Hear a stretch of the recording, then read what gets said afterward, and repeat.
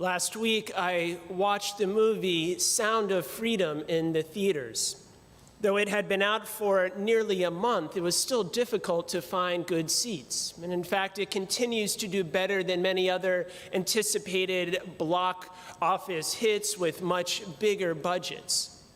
Nevertheless, there was still a hesitation because I knew that it was going to be difficult, as the plot of the movie addresses the rapidly growing child sex traffic industry, which is fueled by both pornography and pedophilia.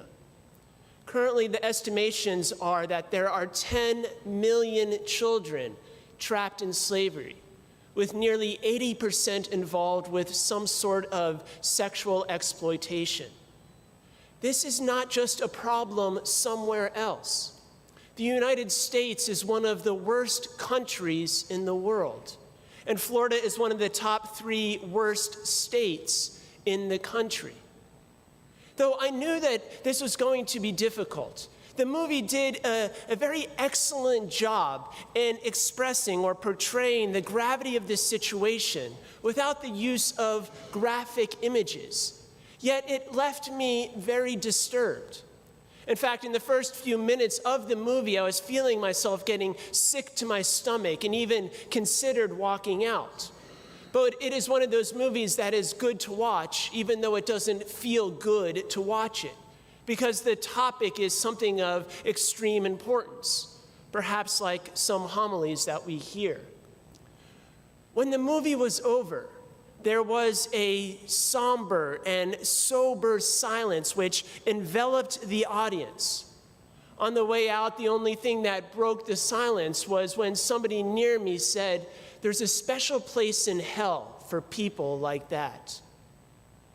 In our gospel message today, we hear about the wheat and the weeds and how they grow up together in the same field until the end of the age. Idyllic visions or these hopeful expectations that we will arrive at some sort of utopia where there will be vast fields of amber waves of grain blowing in unison in the wind without a hint of weed is not a promise from the Lord. In fact, he promises something quite contrary.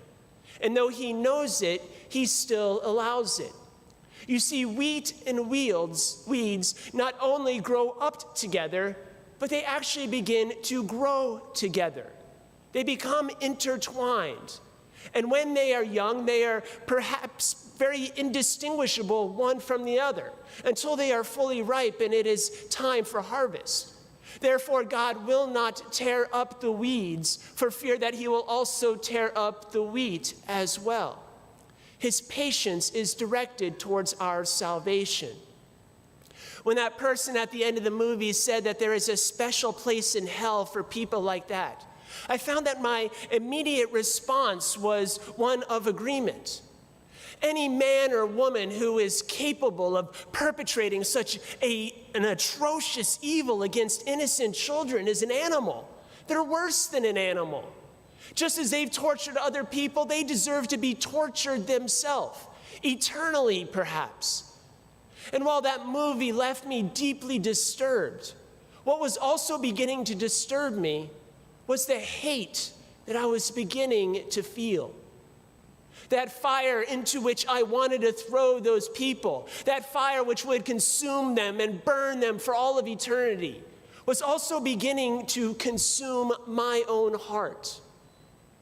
The wheat and the weeds, the good and the evil, not only grows up out there, but it also grows together in here.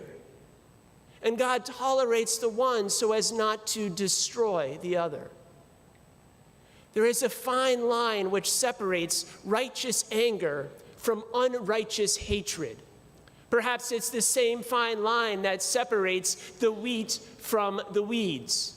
Now, human trafficking may not be one of those issues that stirs your passions, but no doubt there is some other issue, or perhaps some other instance which does. Now, anger is a feeling, and as a feeling, it is neither good nor bad. It is neither moral or immoral. Anger rises up when there is a perceived wrong or injustice, and it's meant to motivate us. It's meant to fuel us to right the wrong or to restore justice. What is it then that determines whether that anger is something righteous or unrighteous is how we respond. Does it move us or does it consume us? Does it move us to do acts of retribution unto remediation or unto condemnation?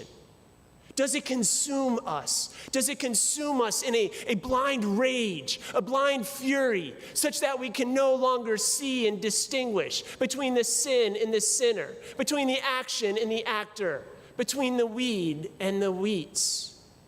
How does that anger move us? How does it begin to stir within our hearts? I was finding myself in responding to that anger was consuming me, that it was driving me to become something irrational, unreasonable. The devil does indeed win when such atrocious evils are enacted. But he adds victory to victory when we respond to evil with more evil.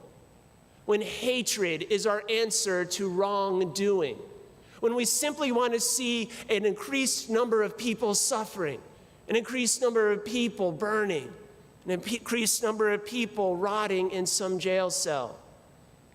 Now, don't get me wrong, and you need to hear this. Justice does indeed need to be done. Evil needs to be stopped, even with the use of proportional force if necessary. But there is only one thing that will break the cycle of evil itself. Many times people will ask, they'll wonder, why or when is God going to do something? Why doesn't he just reach down right now and tear up all of the weeds? It's a good question. That's what I would do. If I were God, if I were strong enough, I'd tear up all those weeds right from the roots immediately. Perhaps it's a good thing that I'm not strong enough. Maybe it's a good thing that I'm not God. This question and this whole feeling that I was experiencing caused me to remember another movie that I had watched many years ago. And in that movie, there was a plot about a man who had 3 young children, the youngest of which was kidnapped and had a fate that was very similar to the people in the Sound of Freedom. At one point, this man, and later on in life, becomes so consumed with his sense of guilt, becomes so consumed with his sense of hatred, that he turns away from his family, he turns away from life, he even turns away from God. At some point later, he encounters God sitting on his throne of judgment. God stands up and invites the husband, invites the father to take his place. Because in fact, the husband has been judging people his entire life. And so God says, now is your chance. There's got to be somebody out there who we can blame for all of the pain, all of the suffering that the world is experiencing, that you're experiencing. So who's it going to be? Is it going to be the selfish, the greedy, people who cause others to suffer? Is it going to be the drug dealers, the murderers, the terrorists? Are they all guilty? Well, what about that man that caused your little daughter to suffer? How are you going to judge him? The father immediately shouted back, I would damn him to hell. God continued, well, what about the father that beat him? And the father that beat him? Doesn't that legacy, doesn't that cycle of evil go all the way back to Adam? Why not tear the evil up from its source, right from its roots? God then asked him, so if you had to judge between the remaining 2 children that you have living, which one would you send to heaven and which one would you send to hell? Your daughter. She hardly speaks to you anymore. And when she does, it's words that are filled with hurt and filled with hatred. She has this utter look of contempt every time you walk into the room, and she turns and walks the other way. Or what about your son? Your son sneaks out at night. He lies, he steals, he cheats. Oh, you weren't aware of that, were you? So which one would it be? Which one would you choose? Stop it! This isn't some kind of game. You're asking me to choose between my children. Are you not asking me to do the same? Now you choose. Which one to heaven and which one to hell? No, I can't. I won't. Take me instead. The only thing that can stop and break the cycle of evil, the only thing that can separate weed from wheats, sin from sinner, is the response of the Father.